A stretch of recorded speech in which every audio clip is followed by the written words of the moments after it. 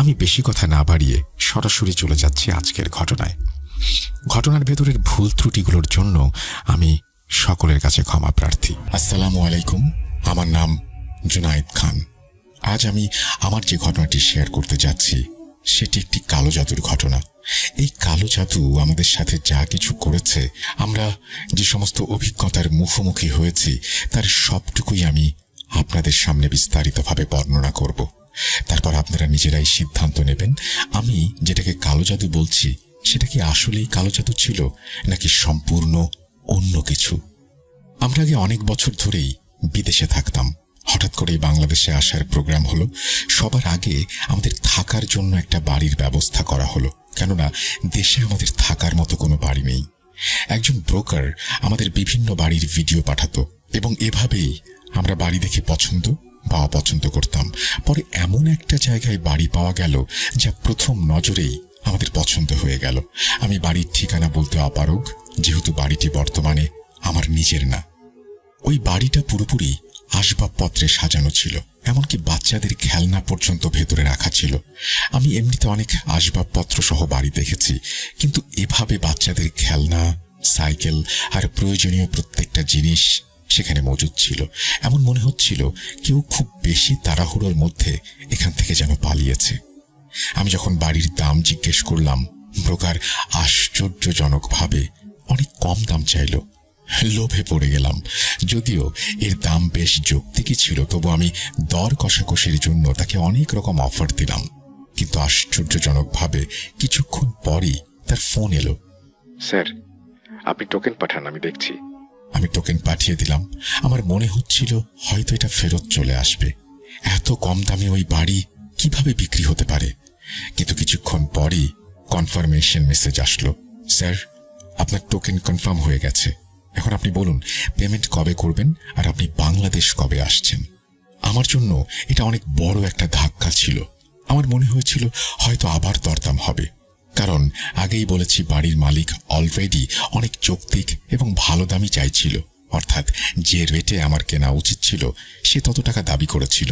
আমি তো সত্যি বলতে এমনিতেই একটা আন্দাজে দাম বলেছিলাম, কিন্তু যখন ব্রোকার জানালো যে এই রেটেই আপনার ডিল ফাইনাল হয়ে গেছে, তখন আমি কিছুক্ষণ ব্রোকারকে কোনো জবাব দিতে পারলাম না।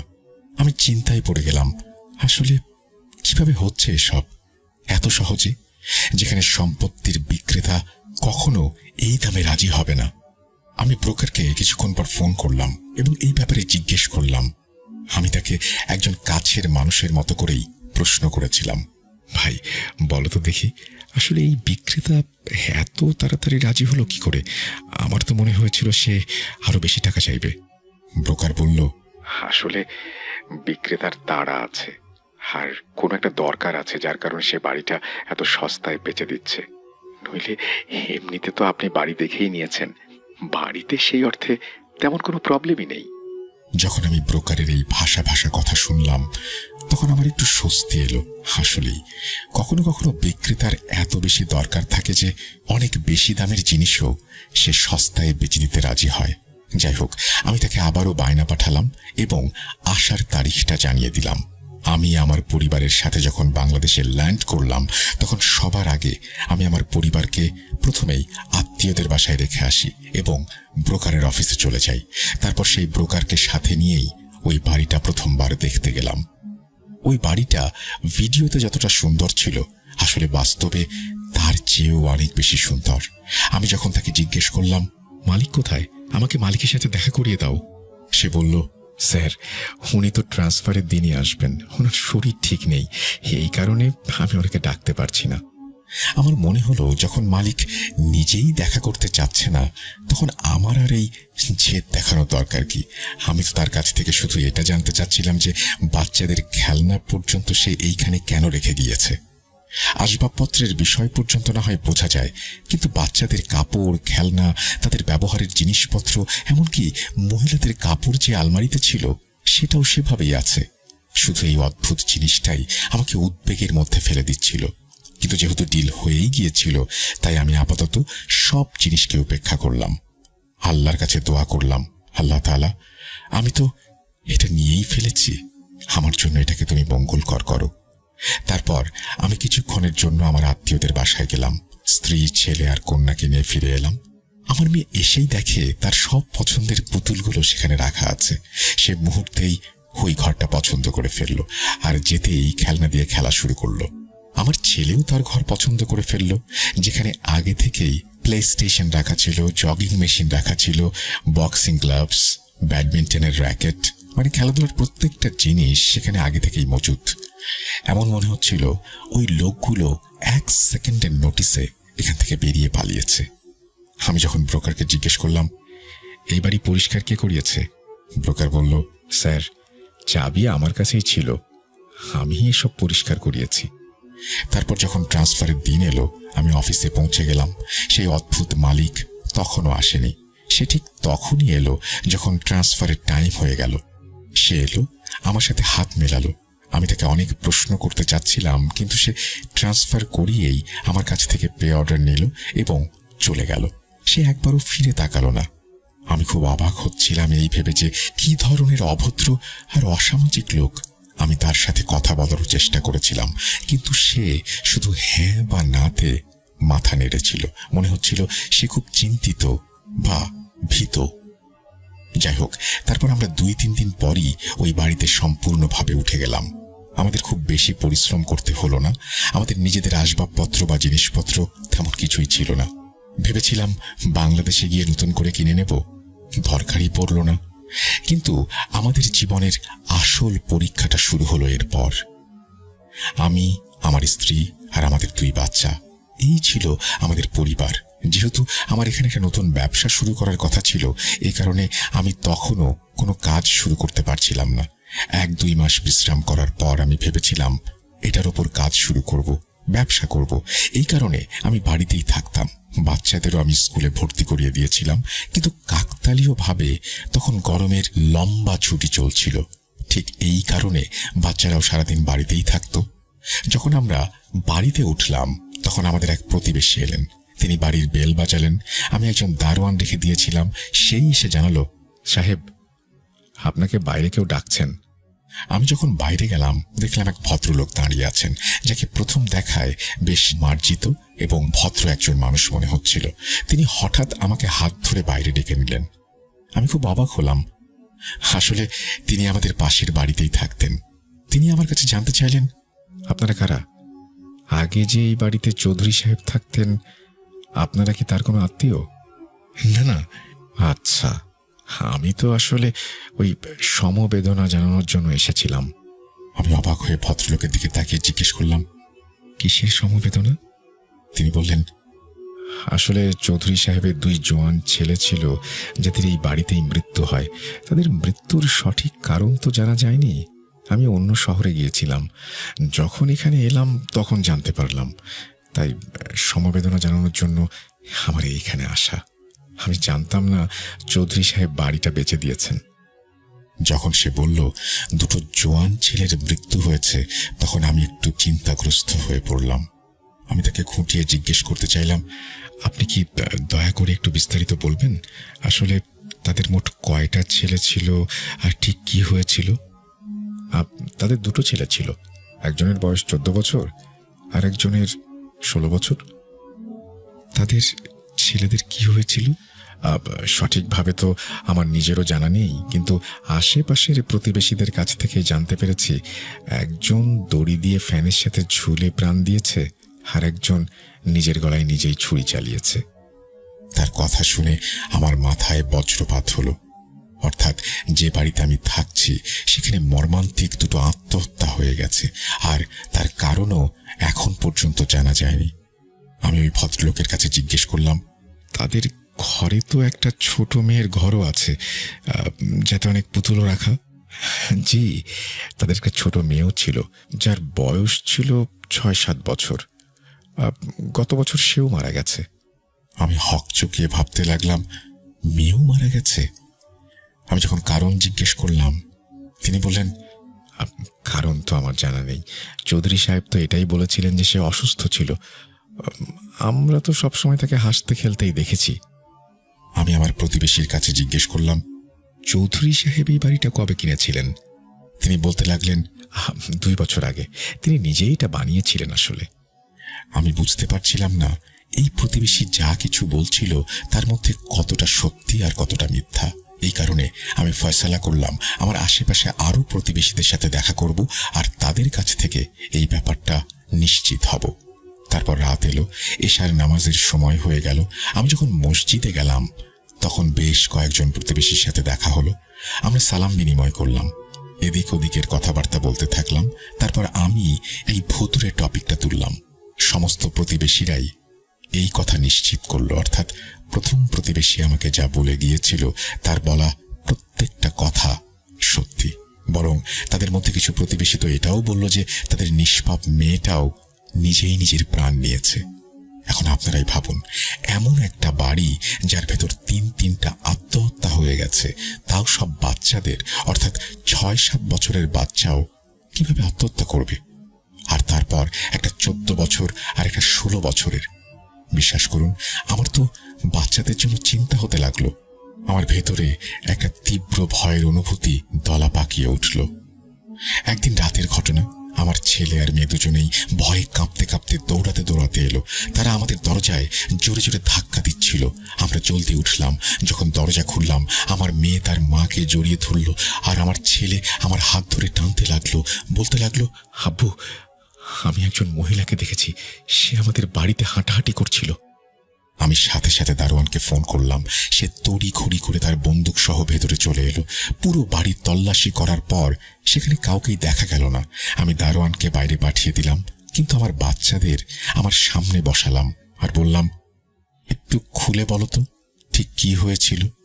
আমার বাচ্চারা বলতে লাগলো, আপু, আমার খুব পিপাসা পেয়েছিল, আমি বাইরে এলাম।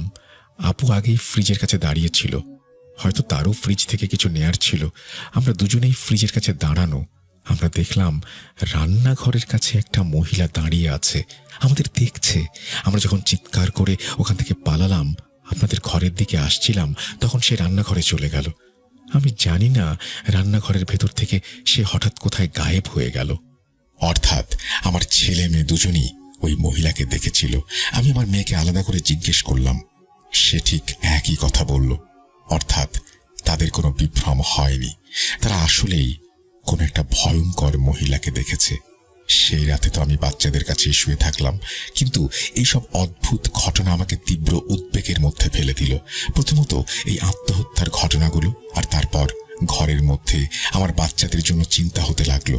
কারণ আগেও এই বাড়িতে যতগুলো মৃত্যুর ঘটনা ঘটেছে তা শুধু বাচ্চাদের সাথেই ঘটেছিল। আমি আমার স্ত্রীকে এই ব্যাপারে এই জন্য কিছু বলিনি যে সে দুশ্চিন্তা করবে। আমি চাচ্ছিলাম এই ভয়াবহ সমস্যার সমাধান আমি নিজেই বের করব। তারপর কিছুদিন পর আমার ছেলে আর মেয়ে দৌড়াতে দৌড়াতে এলো আমার কাছে। তারা বাইরে খেলছিল। এই ভয়ঙ্কর মহিলাকে সেখানেও চুপচাপ তারা দাঁড়িয়ে থাকতে দেখেছে। আমি যখন তাদের জিজ্ঞেস করলাম দারোয়ান কোথায় ছিল, তারা বলল সে ওয়াশরুমে গিয়েছিল। আমি দারোয়ানকে ডাকলাম, বলো, তুমি কাউকে দেখেছ? না সাহেব, আমি তো দেখিনি। আমি সেদিনই পুরো বাড়িতে দ্রুত ক্যামেরা ইনস্টল করলাম। একদিন রাতের অন্য একটি ঘটনা, আমার মেয়ের সাথে কথা বলার জন্য ওর ঘরে গেলাম, কিন্তু তাকে ঘরে দেখতে পেলাম না। আমি 10 মিনিট পর আবার গেলাম, সে তখনও ছিল না। আমি আমার স্ত্রীকে ডাকলাম, একটু ওয়াশরুমে গিয়ে দেখো তো ওখানে আছে কিনা। আমার মেয়েটা এতক্ষণ ধরে কোথায়? আমার স্ত্রী যেই ওয়াশরুমের দরজা খুলল, সামনেই আমাদের মেয়েটা টাইলসের ওপরে অচেতন অবস্থায় পড়ে আছে দেখল। আমরা তাকে জলদি উঠিয়ে হাসপাতালে নিয়ে গেলাম। হাসপাতালে ডাক্তাররা চেক করলেন, তারা জানালেন তার পেটে অনেক পানি ভরা। এমন লাগছিল তাকে জোর করে পানিতে ডোবানো হয়েছে। তারপর ডাক্তারদের অক্লান্ত পরিশ্রমের পর আল্লাহ তাআলা আমার মেয়ের ওপর রহম করলেন, সে হুঁশ ফিরে পেল। আমরা সবাই জানতে চাচ্ছিলাম তার সাথে ঠিক কি হয়েছিল। তার ওয়াশরুমের বাথটাব ছিল, কিন্তু যদি সে পানিতেই ডুবে থাকে তাহলে কে তাকে বের করে টাইলসের উপরে শুইয়ে দিল? আমরা সবাই অধীর আগ্রহে অপেক্ষায় ছিলাম সে আমাদের সবকিছু বলার অবস্থায় আসবে। আমি কিছুতেই বুঝতে পারছিলাম না কি ঘটেছিল সেদিন তার সাথে। তারপর আমার মেয়ে পুরোপুরি হুঁশে এলো আর ডাক্তাররা অনুমতি দিলেন এখন আমরা তার সাথে কথা বলতে পারি, প্রশ্ন করতে পারি। আমি প্রশ্ন করলাম, বলো তো মা, আসলে কি হয়েছিল? তোমাকে টাইলসের উপরে শোয়া অবস্থায় পাওয়া গিয়েছিল কিভাবে? বাবা, আমি তো গোসল করতে গিয়েছিলাম। আমি বাথটাবে বসে গোসল করছিলাম। হঠাৎ করে সেই একই মহিলাকে ওয়াশরুমে দেখতে পেলাম। তারপর আমার মনে হলো কেউ একজন যেন আমাকে সজোরে মাথা ধরে পানির ভিতরে ডুবিয়ে দিল। আমার হাত পা ছুটছিলাম আমি, কিন্তু সে আমাকে বাইরে আসতে দিচ্ছিল না। এরপর আমি বেহুশ হয়ে গেলাম, আর কিছু মনে নেই। এই কথা শুনে আমার পায়ের তল থেকে যেন মাটি সরে গেল। অর্থাৎ সেই একই সবকিছু রিপিট হচ্ছিল, যা ঠিক ওই চৌধুরী সাহেবের বাচ্চাদের সাথে ঘটেছিল। আল্লাহ না করুন আমার মেয়ের সাথে যদি কিছু হতো, তাহলে সবাই এটাই মনে করত যে এটা একটা দুর্ভাগ্যজনক আত্মহত্যা। আমি অতিরিক্ত মাত্রায় ভয় পেয়ে গিয়েছিলাম। এই মারাত্মক ভয়ের পরেই আমি আমার স্ত্রীকে ঘটে যাওয়া সমস্ত ঘটনা সত্যি সত্যি বলে দিলাম। সে আমার উপরে খুব রেগে গেল। আপনি এই সব কিছু আমাকে আগে বলেননি কেন? এটা আমাদের বাচ্চাদের জীবনের প্রশ্ন, আর আপনি এটাকে গুরুত্ব দেননি। তুমি শুধু বাচ্চাদের উপর কড়া নজর রাখো। আমি জলদি কিছু একটা ব্যবস্থা করছি যাতে এই বাড়ি থেকে বেরিয়ে যেতে পারি। আমি বাচ্চাদের বিছানা সেদিনই আমার নিজের ঘরে নিয়ে আসলাম। তাদের সব সময় চোখের সামনে রাখতাম। কোথাও বাইরে বেরোলেও এই কাজটা আমার স্ত্রী করত। সে ওয়াশরুমে যাওয়ার সময়, আসার সময় সব জায়গায় বাচ্চাদের উপর নজর রাখছিল। আমি খুব বিপদে পড়ে গেলাম। আমি আমার জমানো সব টাকা এই বাড়িটার পেছনে বিনিয়োগ করেছিলাম।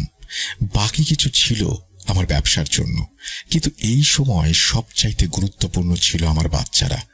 আমি ব্রোকারকে সেই দিনই ফোন করে বললাম যে আমার জন্য বাড়ির ব্যবস্থা করো, যে কোনো বাড়ি হোক, যত টাকা লাগুক, আমি এক্ষুনি ভাড়ায় যেতে চাই। পরদিনই ব্রোকারের কল চলে এলো। স্যার, একটা বাড়ি আছে, আপনি আসুন, ভিজিট করে নিন আর ডান করে দিন। আমি আমার স্ত্রীকে এই ব্যাপারে জানিয়ে দিলাম আর বাড়ি দেখার জন্য বেরিয়ে গেলাম।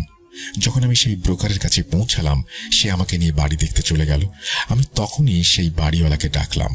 ওখানেই ভাড়ার চুক্তিপত্র লেখালাম আর তাকে টাকা পয়সা দিয়ে পরের দিনই শিফট হওয়ার কথা বলে চলে আসলাম। আমাদের ডিল যখন ফাইনাল হচ্ছিল, ঠিক সেই সময় আমার স্ত্রীর কল আসতে লাগলো। আমি বুঝলাম সে হয়তো জানতে চাইছে আমি কোথায়, দেরি হচ্ছে কেন। আমি কলটা ধরলাম না। এটাই ভাবলাম এই বাড়িওয়ালাকে একটু বিদায় করে নিই, তারপর স্ত্রীকে খুশির খবরটা দিব। কিন্তু আমি তখন কি আর জানতাম এটা আমার জন্য একটা ভয়াবহ দুঃসংবাদ যা তখন অপেক্ষা করছিল। আমি যখন সেই বাড়িওয়ালার সাথে কথা বলে বের হলাম, আমার স্ত্রীকে কল করলাম, সে জানালো সে হাসপাতালে।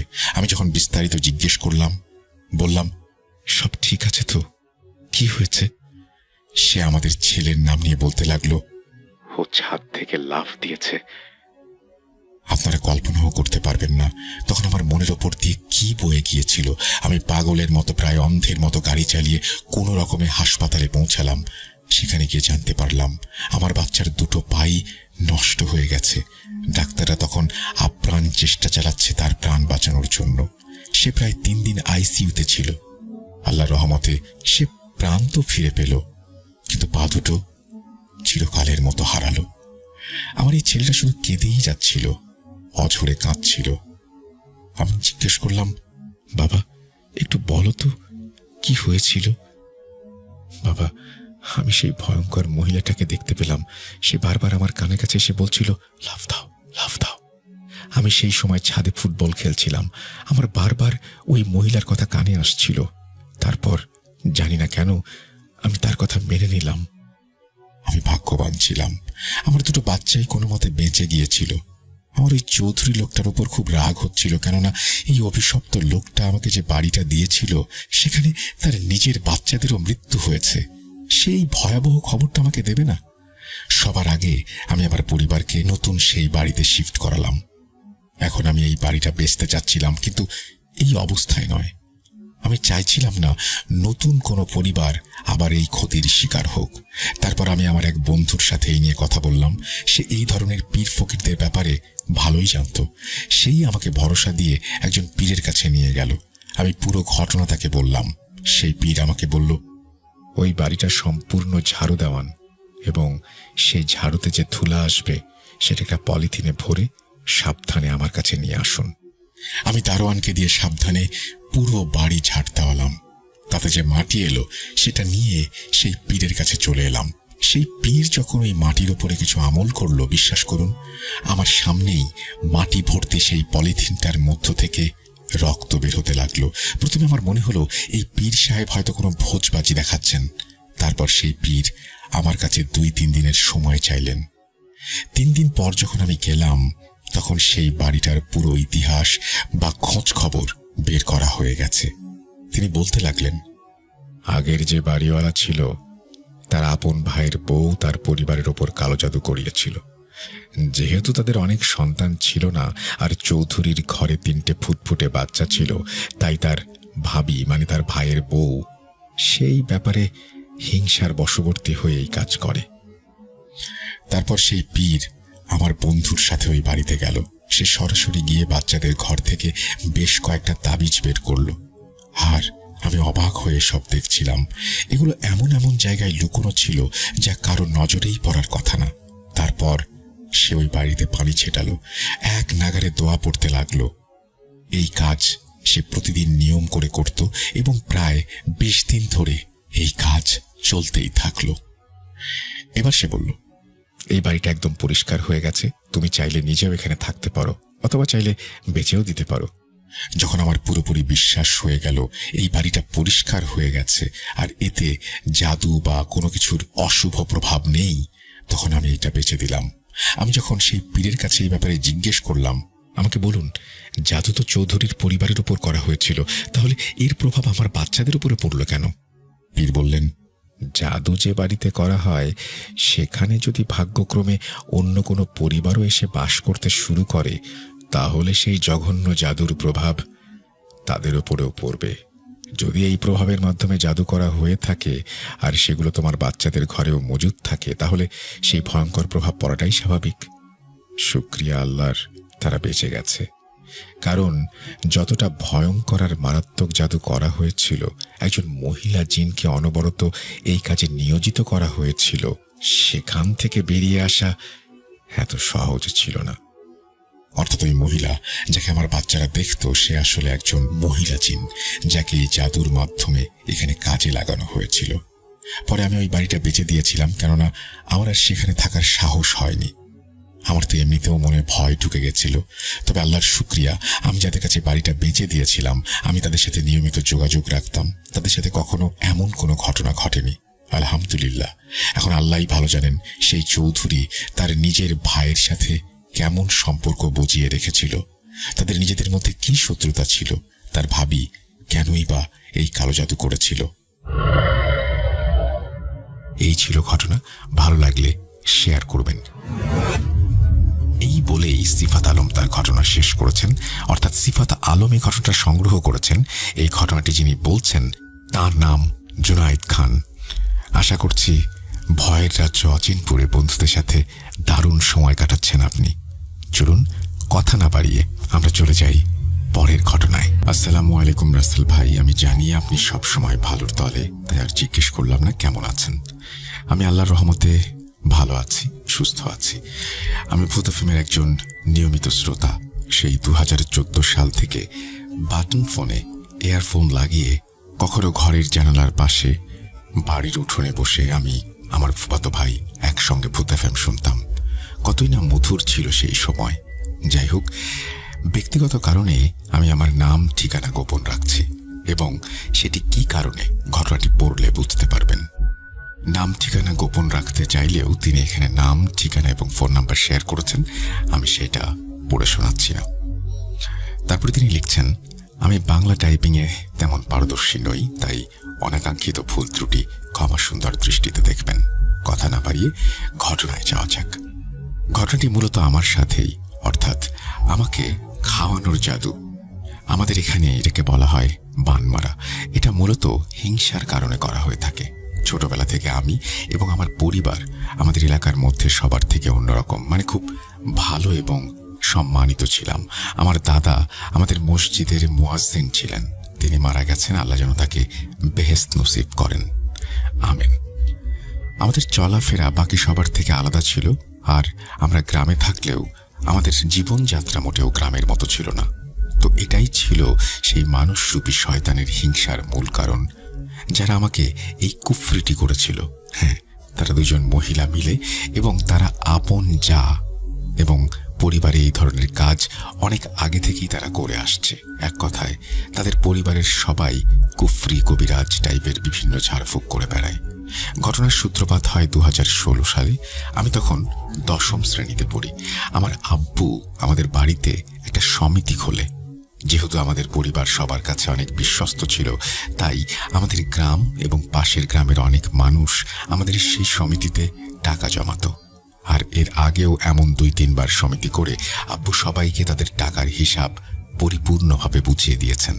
কিন্তু এবার ঘটল এক বিপত্তি। এখান থেকেই সেই বিভৎস কালো জাদুর সূত্রপাত। আমি সবার ছদ্মনাম ব্যবহার করছি। ধরেন তার নাম জাবেদা। এই জাবেদা এবার সমিতির হিসাবে কিছু গরমিল করার চেষ্টা করে। তার দাবি সে নাকি আরো 5,000 টাকা বেশি পাবে। কিন্তু সমিতির খাতায় স্পষ্টভাবে দেখা যাচ্ছে তার হিসেব পরিপূর্ণভাবে আব্বু বুঝিয়ে দিয়েছে। সমিতির সকল সদস্যর কাছে আব্বু তার হিসেব মিলিয়ে দেয় এবং সকলের একই কথা, জাবেদার হয়তো কোনো ভুল হচ্ছে, কিন্তু সে সেটি মানতে নারাজ। এক পর্যায়ে সে তুমুল বাকবিতণ্ডায় জড়িয়ে পড়ে এবং আমার আব্বু আম্মুর সঙ্গে মারামারির পর্যায়ে চলে যায়। মেম্বার সাহেব এসে বিষয়টি দেখেন।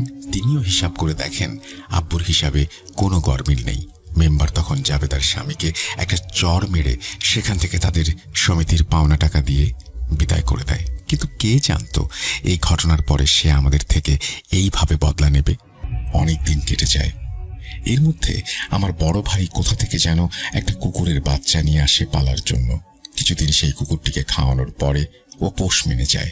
কিন্তু আমি একদিন সন্ধ্যার একটু পরে বাইরে যাওয়ার সময় দেখি সেই কুকুরটি জাবেদার বাড়ির সামনে দাঁড়িয়ে আছে এবং তার মুখে একটা বড় কালো মোরগ, যার মাথা কেউ কেটে ফেলেছে, কিন্তু তার মাথার জায়গা থেকে এক ফোঁটা রক্ত বের হচ্ছে না।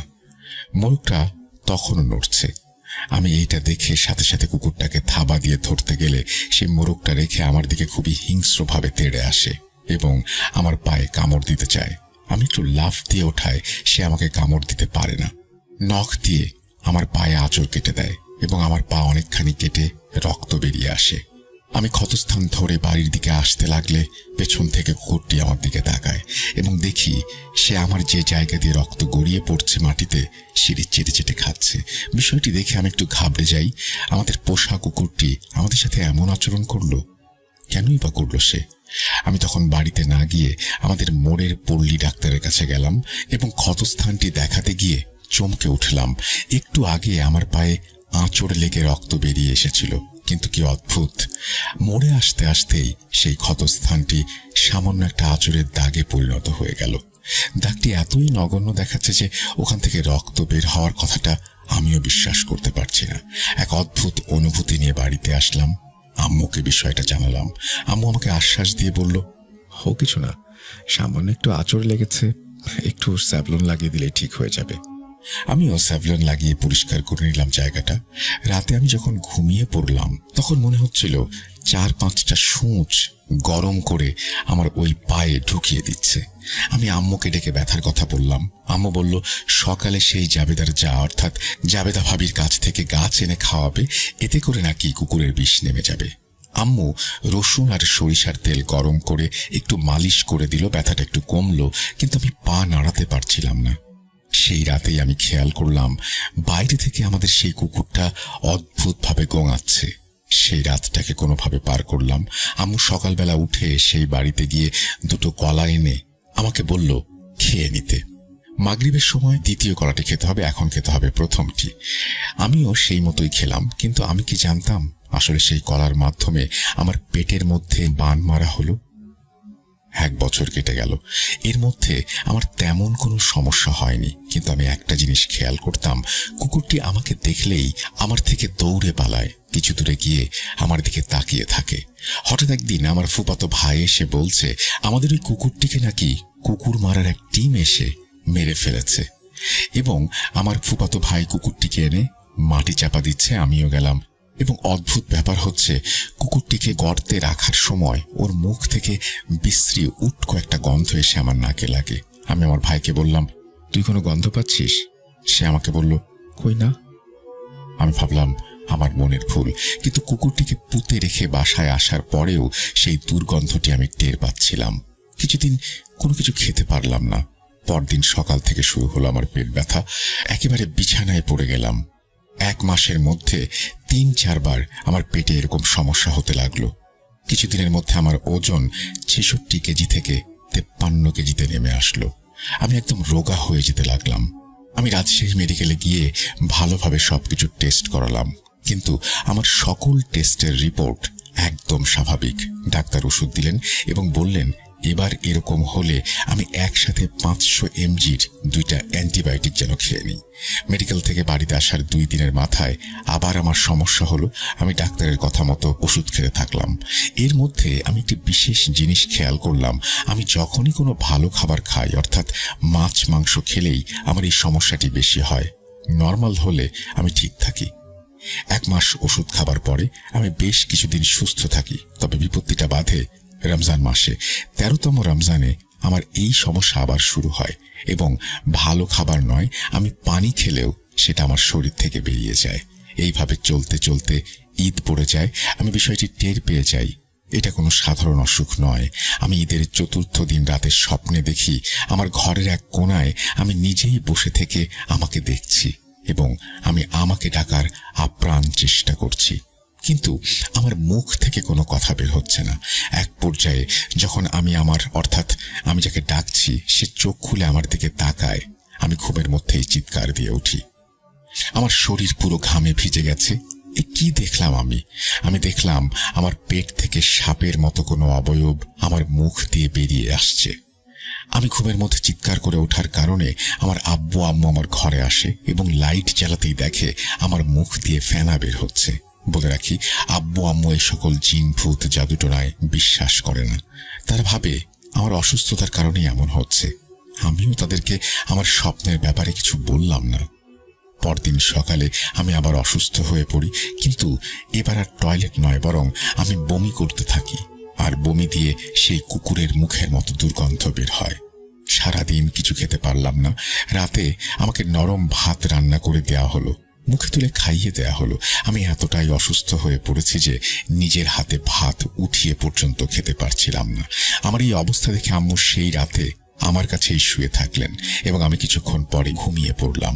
ঘুমের মধ্যে আমি এবার স্বপ্নে দেখি আমার বাড়ির উঠোনে দাঁড়িয়ে আমার আম্মুকে আমি ডাকছি, কিন্তু আম্মু কোনো সাড়া না দেয়ায় আমি রান্নাঘরের দরজার সামনে যেতেই গত স্বপ্নের মতোই আরেকটি অবয়ব এসে আমাকে টেনে রান্নাঘরে নিয়ে যায়। আমার ঘাড়ের পেছন থেকে এমনভাবে চেপে ধরে আমি ঘুমের মধ্যেই আবার চিৎকার দিয়ে উঠি। আম্মু আমাকে ডেকে ওঠান এবং দেখেন আমি ঘুমের মধ্যেই আমার কাপড় ভিজিয়ে ফেলেছি। আমি তড়িঘড়ি করে উঠে যাই এবং বাথরুমে গিয়ে আবার বমি করতে থাকি। আমার বমি দিয়ে কালো রক্ত বেরিয়ে আসে।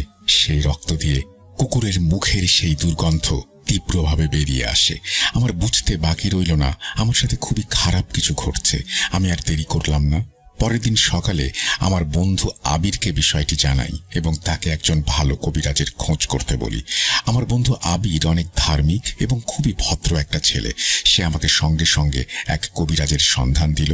আমি আর এক মুহূর্ত দেরি না করে ওর সাথে বেরিয়ে পড়ি সেই কবিরাজের বাড়ির উদ্দেশ্যে। আবির তার বাইক নিয়ে আমার বাড়িতে আসে এবং আমাকে ধরে তার বাইকে উঠিয়ে রওনা দেয়। কবিরাজের বাড়িতে পৌঁছানোর সাথে সাথে আবির আমাকে ধরে কবিরাজের ঘরে প্রবেশ করানোর জন্য। কবিরাজ আমাকে দেখে বলে, বড্ড বেশি দেরি করে ফেলেছি, অনেক ক্ষতি হয়ে গেছে আমার। এই বলে কবিরাজ আমার হাতে ধরে কিছু দোয়া পড়েন। আমাকে ফুঁ দিতেই আমার পেটের মধ্যে তীব্র ব্যথা ও জ্বালাপড়া করতে থাকে। আমি ওমা বলে মাটিতে লুটিয়ে পড়ি। কবিরাজ তখন আবিরকে বলে, আমাকে খাওয়ানো জাদু করা হয়েছে এবং আমার সাথে থাকা কারিন জিনকে তারা বশীভূত করে রেখেছে। জাদুর মাধ্যমে আমার পেটের মধ্যে একটা জিন চালান করা হয়েছে, যার কারণে আমার পেটের মধ্যে পচন সৃষ্টি হয়েছে। জাদুর মাধ্যমে সেই পচনকে অদৃশ্য করে রাখা হয়েছে, যার কারণে কোনো রোগ ধরা পড়ছে না। কবিরাজ তখন আবিরকে বলে, আমাকে রুকাইয়া করতে হবে এবং এতে কিছু জিনিস প্রয়োজন হবে। একটি ছোট বালতি 2 লিটারের এবং পানির 250 গ্রামের বোতল, সরিষার তেল, এই সমস্ত। আবির সেই সকল কিছু আনলে কবিরাজ আমাকে একটি অন্য ঘরে নিয়ে যায় এবং সামনে কালো বালতি রেখে আমাকে বলে, রুকাইয়া চলাকালীন আমার প্রচুর পরিমাণে বমি হবে, আমি যেন সেই বালতির মধ্যে বমি করি এবং 2 লিটার পানি পরিয়ে আবিরের হাতে দিয়ে বলে, রুকাইয়া চলাকালে আমার অবস্থা খুব খারাপ হয়ে গেলে এই পানি যেন আমার শরীরে ছিটিয়ে দেয়া হয়। প্রায় 1.5 ঘন্টা চলল আমার রুকাইয়া। আমি সমানে বমি করছি এবং আমি আমাকে দেখতে পাচ্ছি সেই কলা, সেই গাছগুলো একে একে বেরিয়ে আসছে। রুকাইয়া শেষে তিনি আমাকে 1 বোতল পড়া পানি দিয়ে আমার মাথার ওপরের অংশে মাসাজ করে দিলেন, আর 1 বোতল পানি পরিয়ে দিয়ে বললেন আমি গোসল শেষে গা মোছার পরে এই পানি যেন আমার শরীরে ঢেলে দেই। এই পানি গায়ে শুকিয়ে না যাওয়া পর্যন্ত যেন আমি কোনো কিছু না খাই। এই বলে আজকের মতো আমাকে বাড়ি পাঠিয়ে দেয়া হলো এবং শনিবারে মাগরিব নামাজ শেষে আবার যেন এখানে আসি সেই ব্যাপারে পরামর্শ দেয়া হলো। আমি বাড়িতে চলে আসি এবং তার কথা মতো আমি চিকিৎসা নিতে থাকি। শুক্রবার সকাল থেকে যেন আমি কেমন একটা অস্বস্তি অনুভব করতে থাকি। রাতে যখন আমি ঘুমিয়ে পড়ি তার কিছুক্ষণ পরে হালকা মৃদু হাসির শব্দে আমার ঘুমটা ভেঙে যায়। হাসির শব্দটা বাইরের ব্যালকনির থেকে আমার দিকে আসছে বলে মনে হয়। সাহস করে ব্যালকনিতে প্রবেশ করতেই আমি আঁতকে উঠি। আমি দেখি আমি আমার সামনে দাঁড়িয়ে আছি, কিন্তু আমার চেহারা কি বিভৎস হয়ে আছে, আর হাতে সেই মোরগের দেহাবশেষ। আমি কুকুরটিকে দাঁড়িয়ে গড়গড় আওয়াজ করতে দেখি। আমার সামনে সেই অবয়বটি আবার এসে দাঁড়ায়। আমি জ্ঞান হারিয়ে ফেলি। যখন জ্ঞান ফেরে আমি দেখতে পাই আমার হাতে স্যালাইন এবং ক্যাথেটার লাগানো। আমার ছোট ফুপু আমার পাশে বসা। আমি ফুপুকে জিজ্ঞেস করলাম কি হয়েছে। ফুপু আমাকে যা বলে তা শুনে আমার মধ্যে কি হচ্ছিল আমি আপনাকে বলে বোঝাতে পারবো না। আমি 3 দিন পর ঘুম থেকে উঠেছি। আমাকে সেই রাতের বেলাতেই রাজশাহী মেডিকেল কলেজে নিয়ে যাওয়া হয়েছিল। রবিবার বিকেলে আমাকে বাড়িতে নিয়ে আসা হয়। আজ নাকি মঙ্গলবার। আমি সঙ্গে সঙ্গে আমার বন্ধু আবিরকে ফোন করি, কিন্তু তার ফোন বন্ধ পাচ্ছিলাম। আমি ফুপুকে জিজ্ঞেস করলাম আবিরের কথা। বলে রাখা ভালো, আমার পরিবারের মধ্যে আমার আম্মু ব্যতীত আর কেউ জানতো না যে আমি কবিরাজের কাছে গিয়েছিলাম, কারণ তারা সেগুলো মোটেও বিশ্বাস করত না। ফুপু আমার মুখ থেকে আবিরের কথা শুনেই যেন অপ্রস্তুতভাবে উত্তর দিল, কেন, আবিরকে কি দরকার?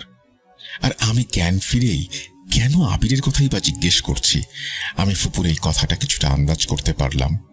আবিরের কিছু একটা হয়েছে। আমি ফুপুকে জিজ্ঞেস করলাম কি হয়েছে আমাকে বলো। ফুপু আমাকে আবিরের সাথে ঘটে যাওয়া লোমহর্ষক ঘটনা বলতে লাগলো। আমি শুক্রবার রাতে অজ্ঞান হয়ে যাবার পরে আমাকে রাজশাহী মেডিকেল কলেজে ভর্তি করা হয়। আমার ফুপুর বাড়ি আর আবিরের বাড়ি একদম পাশাপাশি। সেই দিন রাতে আবিরকে নাকি তার মা খাবার জন্য ডাক দেয়, কিন্তু আবিরের কোনো সাড়া না পেয়ে তার ঘরে ঢুকে দেখে আবির নেই। সবাই মিলে আবিরকে অনেক খোঁজাখুঁজি করার পরেও তার কোনো খোঁজ মেলে না। তখন প্রায় রাত 2টা বাজে। হঠাৎ করে আবিরকে খুঁজে পাওয়া গেল আমাদের এলাকার কবরস্থানের একটা ভাঙা কবরের ওপর। তার অর্ধেক শরীর বাইরে আর অর্ধেকটা কবরের ভেতরে। গ্রামের মানুষ তাকে ধরাধরি করে বাড়িতে নিয়ে আসে। তার জ্ঞান ফিরলে তাকে সবকিছু জিজ্ঞেস করা হয়। সে কোনো কথা বলে না। পরদিন সকালে আবির ফুপুর কাছে গিয়ে ভাঙা ভাঙা গলায় ফুপুকে বলে আমাকে এবং আবিরকে যেন যত দ্রুত সম্ভব একসঙ্গে সেই কবিরাজের কাছে নিয়ে যায়। এই বলে ফুপু আমাকে জিজ্ঞেস করে, তুই কোনো কবিরাজের কাছে গিয়েছিলি? কেন গিয়েছিলি? আমি ফুপুকে সব কথা খুলে বললাম। ফুপু তখন আর দেরি না করে সঙ্গে সঙ্গে একটা অটো ভাড়া করে আমাকে নিয়ে আবিরের বাসায় চলে যায়। আমার ছোট ফুপুকে আমার বাবা খুবই ভালোবাসতেন এবং বিশ্বাস করতেন, তাই ফুপুকে কেউ একটা কথাও জিজ্ঞেস করল না। আবিরের বাড়ি থেকে আবিরকে উঠিয়ে আমরা সেই কবিরাজের বাড়িতে চলে যাই। রাস্তায় ফুপু আবিরকে জিজ্ঞেস করে সেই দিন রাতে আবিরের সাথে কি ঘটেছিল। আবির ভয় মিশ্রিত কণ্ঠে বলতে শুরু করে, আবির সেদিন রাত্রে মোবাইল দেখছিল। আমি নাকি আবিরকে ডেকে বাইরে নিয়ে আসি। আবিরকে বলি কবিরাজ আমাদের দুজনকে এক্ষুনি কবরস্থানে যেতে বলেছে। আমরা কবরস্থানের দিকে রওনা দেই। হঠাৎ করেই আমি নাকি তার হাত চেপে ধরি এবং টানতে টানতে কবরের ভেতরে নিয়ে যেতে চাই। আবির নাকি হঠাৎ আমার মুখের দিকে তাকাতেই ওর দুনিয়া উলট পালট হয়ে যায়। সে দেখে এই পাশটায় আমার মুখের একটা অংশে কোনো মাংস নেই। সে একটা শব্দও করতে পারছে না। আমি জোর করে তাকে কবরের দিকে নিয়ে যাই। সে একটা টু শব্দও করতে পারে না এবং বিদ্যুৎ চমকানোর মতো একটা ঝলকানি হয় সেই সময়, এবং সেই অবয়বটা ওই সময় নাকি তাকে আঘাত করে এবং সে অজ্ঞান হয়ে পড়ে যায়। জ্ঞান ফিরলে দেখে যে চাচা এবং আরো 3-4 জন মিলে তাকে কবর থেকে ওঠাচ্ছে। 2 দিন যাবৎ আবির কোনো কথা বলতে পারেনি। এই বলতে বলতেই কবিরাজের বাড়িতে এসে পৌঁছাই আমরা। কবিরাজ আমাদের দেখে খুবই তাড়াহুড়া করে ঘর থেকে একটি পানির মগ এনে তাতে কিছু পরে ফুঁ দিয়ে আবিরের গায়ে ছিটিয়ে দেয়। সাথে সাথে তার পুরো শরীরে যেন আগুন লেগে যায়। সে চিৎকার করে ওঠে। কবিরাজ এবার একটা সরিষার তেলের বোতলে কিছু পরে ফুঁ দিয়ে আবিরের মাথায় ঢেলে দিলে সে শান্ত হয়ে যায়। এবার কবিরাজ আমাকে দেখে বলে, আল্লাহ তোমার আয়ু রেখেছে, তুমি বেঁচে গেছো। তারা তোমার কারিন জিনকে খুব খারাপ এবং শক্তিশালী বান মেরে বশ করে রেখেছে। আর আবির তোমাকে সাহায্য করায় তোমার কারিন জিনকে দিয়ে আবিরকে সেই দিন রাতে মেরে ফেলার চেষ্টা করেছিল। আবির অনেক ধার্মিক হয়, আবিরের কারিন জিন তোমার জিনের চেয়ে শক্তিশালী ছিল, তাই তার তেমন কোনো ক্ষতি করতে পারেনি।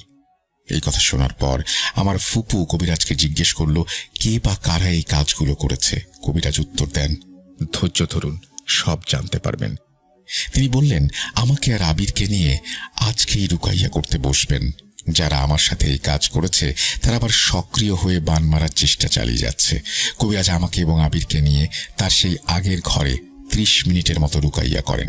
30 মিনিট পরে আবিরকে বের করে নিয়ে যান, কিন্তু আমাকে বসিয়ে রাখেন।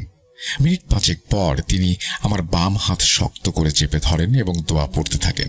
প্রায় 20 মিনিট পরে আমি আমার গায়ে কেমন যেন একটা জ্বালা পোড়া অনুভব করতে লাগলাম। আমার শরীর প্রচন্ড রকমের গরম হয়ে উঠতে লাগলো। তারপর আমার আর কিছু মনে নেই। আমি মনে করেছিলাম আমি যেন জ্ঞান হারিয়ে ফেলেছি, কিন্তু না, ফুপুর মুখ থেকে শুনলাম সবকিছু। ফুপু বলছে আমার শরীর ঘামতে ঘামতে আমার মাথা থেকে যেন ধোঁয়া বের হচ্ছে, এরকম একটা অবস্থা। হঠাৎ আমার চোখ উল্টে যায়, চেহারা ফ্যাকাশে হয়ে যায়, আমি গোঙাতে শুরু করি। কবিরাজ আমার কারিন জিনকে আমার মধ্যে হাজির করান। কবিরাজ জিনকে জিজ্ঞেস করেন আমাকে কে বা কারা এই ক্ষতি করেছে, কেনই বা করেছে, এর প্রতিকার কি। আমি নাকি হাসতে হাসতে কবিরাজকে বলি সে আমার কিছুই করতে পারবে না। সে যার চিকিৎসা করছে তাকে অনেক আগেই মরণ বান মারা হয়েছে। কবিরাজ তখন আবার কিছু দোয়া পড়ে সাহায্যকারী জিনকে হাজির করে এবং এর প্রতিকার সম্পর্কে জানতে চায়। জিন তখন বলে এই বান কাটানো সম্ভব না। অমাবস্যার রাতে কালী জিনকে 2টি পাঠা বলি দিয়ে আমাকে এই মরণ বান মারা হয়েছে এবং পাঠা দুটোর মাথায় আমার চুল, হাতের নখ এবং আমার ব্যবহার করা গামছার অংশ দিয়ে দেওয়া হয়েছে। আমার কারিন জিনকেও তারা আটকে রেখেছে। এই বান কোনোভাবেই কাটানো সম্ভব না।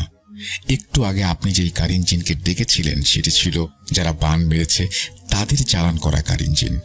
তবে এর একটা উপায় আছে, সেটা আজকেই করতে হবে, কারণ আজকে অমাবস্যা। আবিরকে যেই কবরের ওপরে পাওয়া গিয়েছিল সেই কবরের মধ্যে রাখা আছে 2টি পাঠার মাথা এবং তাবিজের মধ্যে রাখা আছে চুল, নখ এবং সেগুলো তার মধ্যে একভাবে রাখা হয়েছে। এগুলো বের করে উদ্ধার করে পুড়িয়ে ফেলতে হবে। জাদুটা কালীজিনকে দিয়ে করা হয়েছে, তার বিপরীতেই এই জাদুকে ব্যবহার করতে হবে। তবে সাবধান, সামান্য ভুল হলেও অনেক বড় মাসুল গুনতে হবে। কবিরাজ তখন আবিরকে এবং কবিরাজের একজন ছাত্রকে সাথে নিয়ে সেখান থেকে চলে যায় এবং জিনের দেয়া তথ্য মতে তিনি সব কাজ সম্পূর্ণ করেন। 20 মিনিট পরে আমার জ্ঞান ফিরে আসে। আলহামদুলিল্লাহ, আমি অনেক শান্তি অনুভব করি। আমার মনে হচ্ছে আমার মাথা থেকে বিরাট একটা বোঝা নেমে গেছে, সুস্থ লাগছে। ফুপু কবিরাজকে জিজ্ঞেস করলেন কে বা কারা এই কাজ করেছে।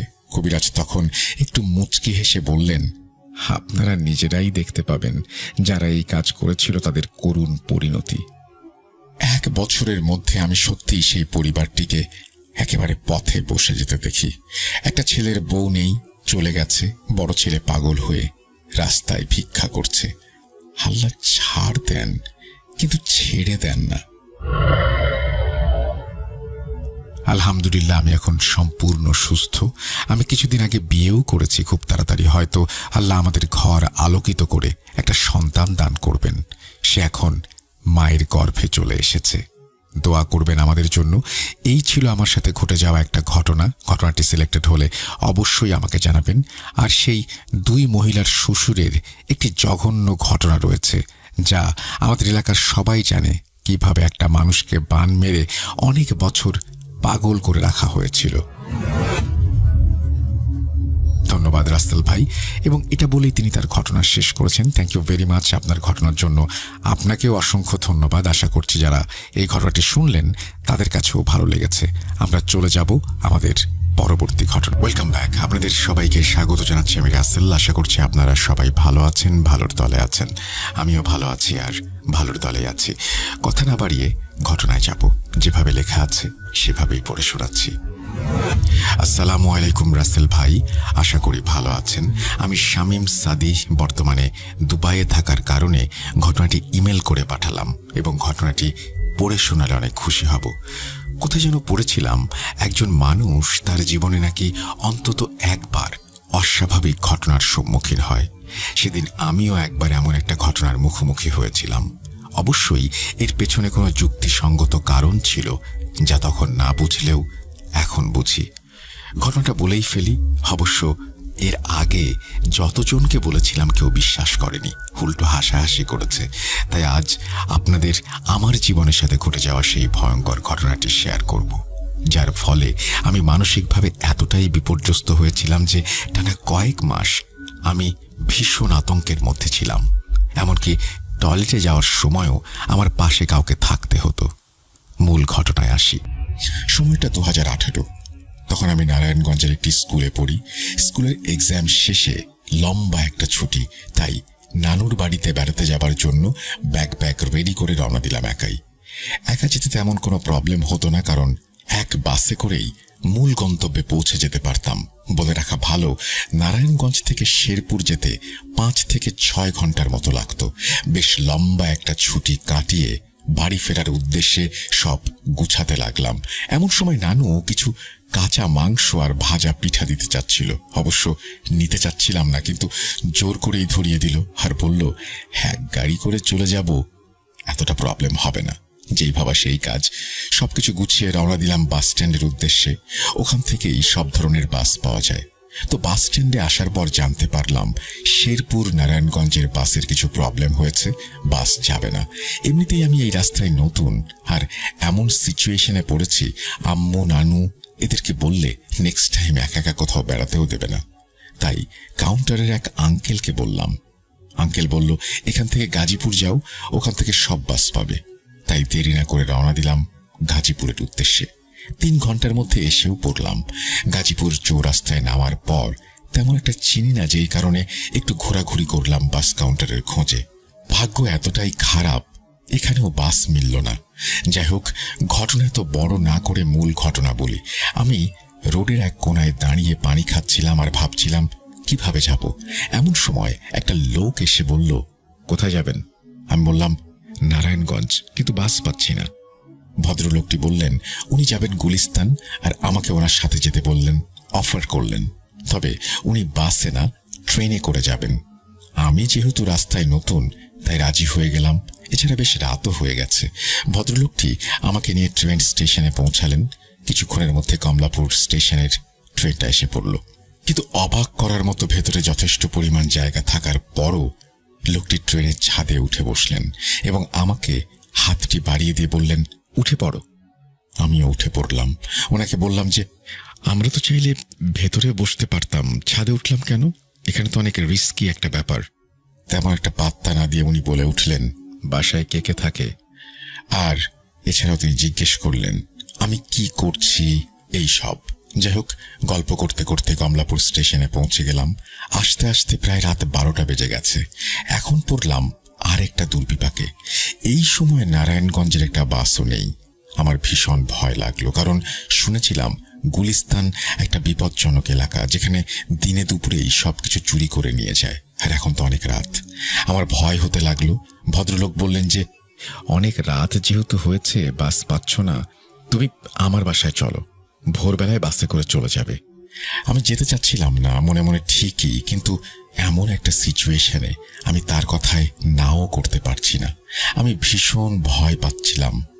তো যাবার আগে ওনাকে বললাম, অনেক রাত হয়েছে, রাত্রে তো আমরা খাইনি, চয়েন কিছু খেয়ে নেই।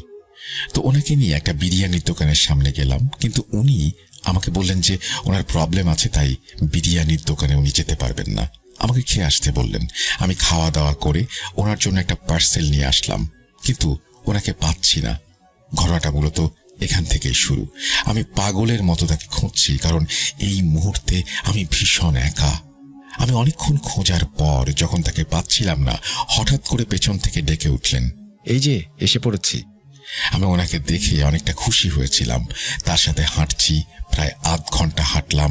একটা বাড়ির কাছে আসলাম। বাড়িটা নিরিবিলি, একতলা। তার মধ্যে ইলেকট্রিসিটি নেই। বাসায় উনি নাকি একাই থাকেন, তাকে দেখার মতো কেউ নেই। ওনাকে বললাম, আপনার জন্য খাবার এনেছি, খান। উনি বললেন যে রেখে দাও, সময় হলে খাবো। একটু পর আমাকে বললেন যে আমার ব্যাগে থাকা গোস্তের প্যাকেটটা তাকে দিতে। অবাক হয়ে গেলাম। আমার ব্যাগে যে মাংস আছে এটা আমারই মনে ছিল না, উনি কিভাবে জানলেন? যাই হোক, কোনো কিছু জিজ্ঞেস না করেই দিয়ে দিলাম। ফোনের চার্জও ছিল না। ঘুটঘুটে অন্ধকারে আমরা কথা বলছিলাম। প্রথম দিকে তাকে ভয় না লাগলেও এখন আমার অনেকটা ভয় লাগছে তার কর্মকাণ্ডে। উনি আমার হাত থেকে ব্যাগটা নিয়ে আমাকে শুতে বলে কেমন যেন একটা অদৃশ্য হয়ে গেলেন অন্ধকারে। তেমন ভালো দেখতেও পাচ্ছিলাম না। কিছুক্ষণ পর পর ওনার ভয়েস শুনতে পাচ্ছিলাম। আমি শুয়ে শুয়ে অনেক কিছু ভাবছি, কোনোভাবে ঘুম আসছে না। রুম থেকে হঠাৎ করে বিশাল পচা গন্ধ আসতে শুরু করলো। দম বন্ধ হয়ে যাচ্ছে। আমি ঘুমানোর ভান ধরে পড়ে রইলাম। আর শুনতে পাচ্ছি কটকট করে কিছু একটা খাওয়ার আওয়াজ, যেন হিংস্র কোনো পশু খাচ্ছে, নিঃশ্বাস নিচ্ছে। এমনিতেই অন্ধকার, তার মধ্যে ভীষণ গন্ধ, আর এরকম একটা গরম এনভায়রনমেন্টে আমি রীতিমতো ভয়ে ঘামতে শুরু করলাম। মুখ দিয়ে কোনো শব্দ বের হচ্ছে না আমার। আমি অনেক আল্লাহ আল্লাহ করতে লাগলাম। আমি চাইলেও দৌড় দিতে পারবো না, যে কারণে আমি চোখ বুজে সব সহ্য করছিলাম। আমি একটু অনুভব করতে পারছিলাম আমার পেছনে কে যেন ধুপ করে শুয়ে পড়ল। আমি নড়াচড়া না করে স্ট্যাচুর মতো শুয়ে থাকলাম। পেছন থেকে একটা ঠান্ডা হাত আমার ঘাড়ে হাত দিল। আমার সেন্সলেস হওয়ার মতো একটা অবস্থা, এতটা ভয় পাচ্ছিলাম। আমি পেছনে ঘুরে তাকাতে সাহসও পাচ্ছিলাম না। হঠাৎ করে উনি আমার গলা জোরে 2 হাতে শক্ত করে চেপে ধরলেন। আমি নিঃশ্বাস নিতে পারছি না। যতটা সম্ভব মনে মনে আল্লাহকে ডাকতে লাগলাম। অন্ধকারে দেখছিলাম না, কিন্তু তার চোখ দুটো টকটকে লাল, হিংস্র একটা দানবের মতো। তার শরীর থেকে, নাকি মুখ থেকে কি যেন পড়ছে আমার বুকের ওপর। আমি বুঝতে পারছিলাম না, কিন্তু যেখানে যেখানে পড়ছে আমার চলে যাচ্ছে। আমার নিঃশ্বাস বন্ধ হয়ে যেতে লাগলো। উনি আমাকে তার হাতে থাকা একটা ছুরি দিয়ে বুকের মধ্যে ভীষণ জোরে একটা আঘাত করলেন। বলতে পারেন আমি তখনই মারা গেলাম বা সেন্সলেস হয়ে গেলাম। কিন্তু হঠাৎ করে আমার সেন্স ফিরল মধ্যরাতে। সময়টা কতটা জানি না। ফোনে চার্জ নেই। আমি হাঁপিয়ে হাঁপিয়ে কোনোভাবে ব্যাগটি নিয়ে দৌড়াতে শুরু করলাম, কিন্তু কোনোভাবেই বাড়ির ভেতর থেকে বের হতে পারছি না। হঠাৎ করেই আমার সামনে সেই ভয়ঙ্কর অবয়বটি এসে দাঁড়ালো। অবয়বটির চোখ থেকে টকটকে লাল মণি আমি দেখতে পাচ্ছি। তার মুখ থেকে অজস্র লালা ঝরছে, পূর্ণিমার চাঁদের আলোয় যতটা দেখা সম্ভব। আমার মুখ দিয়ে কোনো শব্দ বের হচ্ছিল না। ভয়ে চিৎকার করতে চাচ্ছিলাম হেল্পের জন্য, কিন্তু চিৎকার করতে পারছিলাম না। আমাকে দ্বিতীয়বার সেই ভয়ঙ্কর অবয়বটি আঘাত করল। আমি জ্ঞান হারালাম। জ্ঞান ফিরল মসজিদের আজানে। আমার শরীরে ভীষণ ব্যথা, উঠে দাঁড়াতে পারছিলাম না। কোনোভাবে উঠে দাঁড়ালাম। রাতে ঘটে যাওয়া ভয়ঙ্কর ঘটনাগুলো মনে করতে করতে বাড়ি ফিরতে লাগলাম। কিন্তু এ কি, চারিদিকে এরকম জঙ্গলের মতো কেন?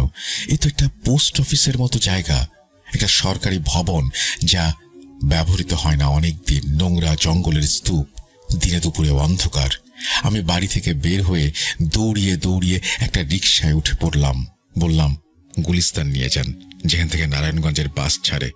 বাসায় এসে পড়লাম। বাসায় এসে আম্মুকে জড়িয়ে ধরে কান্না করতে শুরু করলাম।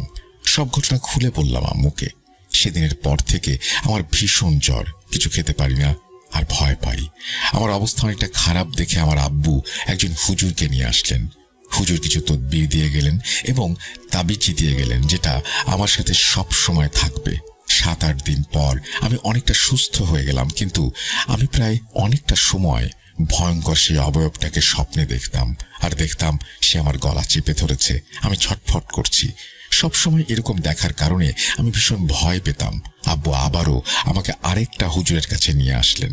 উনি বললেন ভয়ঙ্কর একটা জিনের পাল্লায় পড়েছি, যে কারণে অতি সহজে আমার পেছু ছাড়ছে না সেই জিন। হুজুর আরেকটা তাবিজ দিয়ে গেলেন এবং বললেন 7 দিন রাখলেই হবে, কিন্তু 7 দিনের মধ্যে একবারও যাতে তাবিজটি হাতছাড়া না হয়। হুজুরের কথা মতো তাই করলাম এবং ভয়ানক স্বপ্ন দেখলাম না, কিন্তু রয়ে গেল সেই ভয়, একা থাকার ভয়। এরপর আল্লাহর রহমতে আমার সাথে তেমন কিছু ঘটেনি। লেখার সময় আমার শরীরে কাঁটা দিয়ে উঠছিল। এখন অনেকটা ভয় কাটিয়ে নিজেকে সামলিয়ে নিয়েছি। তেমন একটা গুছিয়ে লিখতে পারিনি। ভুল ত্রুটি হলে মাফ করে দেবেন। পরীক্ষার অনেক ব্যস্ততার মধ্যেও ভূত.কমে আমার প্রথম ঘটনাটি শেয়ার করলাম। ভালো লাগলে পড়ে শোনাবেন। আমার সাথে ঘটে যাওয়া আরও কয়েকটা ঘটনা আছে, সময় পেলে আবারও লিখতে বসবো। ভালো থাকবেন রাসেল ভাই, আমার জন্য দোয়া করবেন, সামনে পরীক্ষা। শামীম সাদি দুবাই থেকে লিখেছেন, থ্যাংক ইউ ভেরি মাচ এই চমৎকার ঘটনাটির জন্য। আশা করছি যারা শুনলেন তাদেরও ভালো লেগেছে। আমরা চলে যাব আমাদের পরবর্তী ঘটনায়, আশা করছি ভালো লাগবে। Welcome back. আশা করছি আপনারা সবাই ভালো আছেন এবং ভালোর দলে আছেন। আমিও ভালো আছি আর ভালোর দলে আছি। যেভাবে লেখা আছে সেভাবেই পড়ে শোনাচ্ছি। আসসালামু আলাইকুম রাসেল ভাই, জিজ্ঞেস করব না কেমন আছেন, কারণ আমরা সবাই জানি আপনি সব সময় ভালোর দলে থাকেন। আমি মোহাম্মদ নাহিদ হাসান, জেলা বগুড়া, থানা শাহজাহানপুর। রাসেল ভাই এবং ভূত.কমের সকল শ্রোতা বন্ধুদের জানাই আমার আন্তরিক ভালোবাসা। আমি আগেও একটা ঘটনায় ইমেল করেছিলাম এবং তা শ্রোতা বন্ধুদের নিকট পড়ে শোনানোর জন্য আপনাকে অনেক ধন্যবাদ রাসেল ভাই। আজকে আমি সকলের নিকট যে ঘটনাটি শেয়ার করতে চাই তা আমার গ্রামের এক দাদুর সাথে ঘটে যাওয়া কালো জাদুর ঘটনা। ঘটনাটা ঘটে আজ থেকে প্রায় 30 বছর আগে, তাই লেখায় কোনো ভুল ত্রুটি হলে ক্ষমা সুন্দর দৃষ্টিতে দেখবেন। কথা না বাড়িয়ে আমি ঘটনায় চলে যাই। দাদুরা ছিলেন দুই ভাই, একজনের নাম জামাল, অন্যজনের নাম কামাল। আমি যে দাদুর কাছ থেকে ঘটনাটি শুনেছি তার নাম ছিল কামাল, তিনি ছিলেন ছোট। ঘটনাটা আমি আমার দাদুর ভাষায় বলছি। আমার বাবা মারা যাবার পর পরিবারে আমার মা, বড় ভাই আর আমি ছিলাম। আমার বয়স তখন 15, আর বড় ভাই অর্থাৎ জামালের বয়স ছিল 21 বছর।